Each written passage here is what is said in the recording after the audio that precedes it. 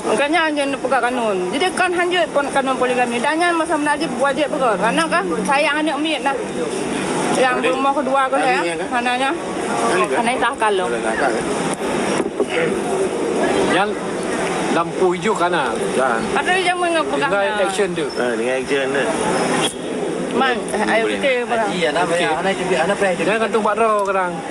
Anak miwa Pak Long, apa nak kuat Long. Dan kalau lewat sensor. Miwa lamar Pak Long. Aku nak sabo. Tu yang cocok. Anak aku ri Long. Mak nyalong nyong renang ya. Joleh.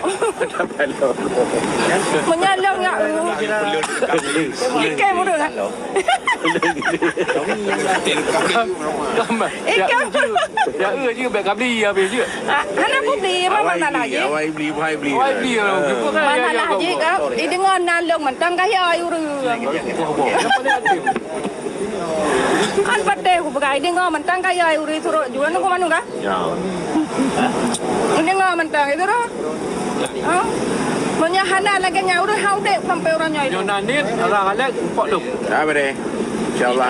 Itu tak buka urung ke benar kau ikut. Dah tu boleh.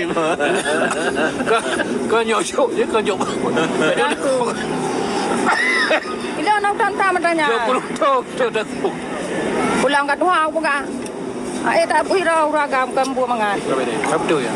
Jerat. Kau pakai benda mana? Yang gue putam pakai hat teman tu. Irau kan bertempeng tak mana betul-betul kabe.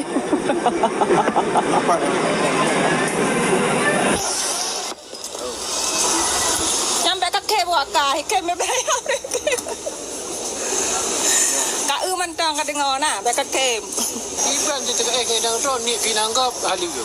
Kali. Jangan kau pegangnya. Jangan kau pegangnya. Kau yang pegang. Belum nyala ke ni. Hai kak bu, kai leh bu. Bye. Ada pegang apa ke dekat?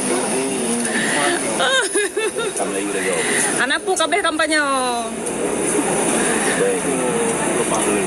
Kamu menang tu. Kamu sampai ketemu lagi. Assalamualaikum warahmatullahi wabarakatuh. Ya Allah kamu.